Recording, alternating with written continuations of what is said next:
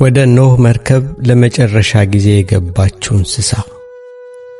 የኖህ መርከብ ጉዳይ በጣም አስገራሚ ከሚሆኑብኝ የመጽሐፍ ቅዱስ ታሪኮች አንዱ ነው።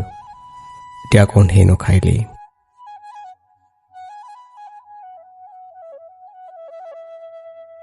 በዓለማችን አሁን ያሉ እንስሳት ሁሉ ከነባለቤትዎ እንዲገኙልን እንደሚባልበት ሰርግ ጥንድ ሆነው የገቡባት ትልቅ መርከብ ታሪክ።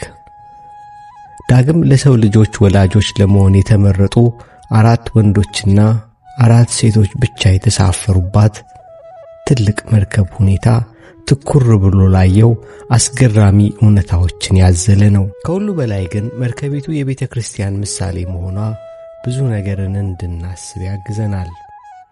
ቅዱስ ዮሐንስ አፈወርቅ ወደ ኖህ መርከብ ተኩላ ገብቶ ሲወጣም ተኩላ ሆኖ ይወጣል። ወደ ቤተ ክርስቲያን ግን ተኩላ ሆነው ገብተው በግ ሆነው የወጡ ብዙዎች ናቸው ብሏል። እውነትም ቤተ ክርስቲያን ወደ እርሷ የገቡትን መለወጥ የምትችል መርከብ ናት። ወደ ቤተ ክርስቲያን እንደ ጅብ ሆዳም ሆነው ገብተው ጾመኞች ሆነው ይወጣሉ። እንደ የሌሊት ወፍ በቀን መኖር አቅቷቸው ሌሊቱን የልባቸው ዓይን ታውሮ በኃጢአት ጨለማ ሲደናበሩ የኖሩ ሰዎች ወደ መርከቢቱ ገብተው እንደ ንስር አርቀው አጥርተው ቀኑን የሚያዩ ሆነዋል። ቤተ ክርስቲያን ወደ እርሷ የገቡትን የምትለውጥ መርከብ ናት። ውሃ ወደ እርሷ ሲገባ ጠበል ይሆናል። አፈር ወደ እርሷ ሲገባ እምነት ወይም እምነት ይሆናል። ዘይት ወደ እርሷ ሲገባ ቅዱስ ቅባት ይሆናል። ህብስትና ወይን ወደ እርሷ ሲገባ ወደ ቅዱስ ቁርባን ይለወጣል። ወደ ቤተ ክርስቲያን ገብቶ ያልተለወጠ ሰው ግን ሲገባም ጅብ ሲወጣም ጅብ ሆኗል። ኖህ ከመርከብ መልእክት ልኮት የቀረው የቁራ ነገርስ? ከቤተ ክርስቲያን ወጥተው ስንቶች በዚያው ቀርተዋል። ለዓለም ጨው እንዲሆኑ ተልከው በዚያው ሟምተው የቀሩ ስንት አሉ። ርግብ ግን ማረፊያ ስጣጣ ተመልሳ ነበር። ከመርከቢቱ የራቅን ሁላችን ልባችን በእግዚአብሔር እስካላረፈ ድረስ ረፍት የለውም እንዳለ ሊቁ ወደ መርከቢቱ ፈጥነን መመለስ አለብን። ሰሞኑን ደግሞ አንድ ጥያቄ በአእምሮዬ ተመላለሰብኝ።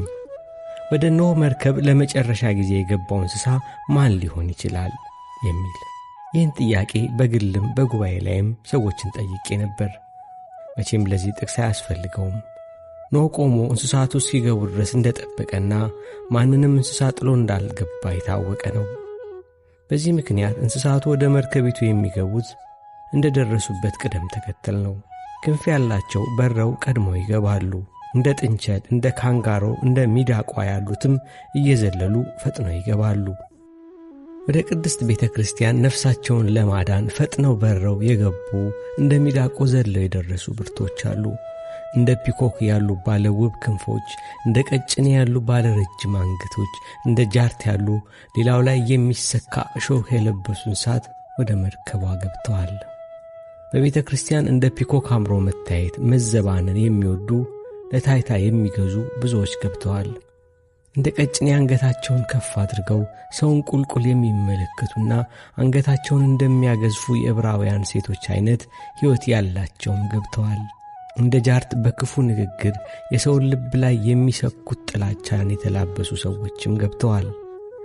የኖህ መርከብ ያልያዘችው እንስሳ እንደሌለ ቤተ ክርስቲያንም ያልተሸከመችው አይነት ሰው የለም።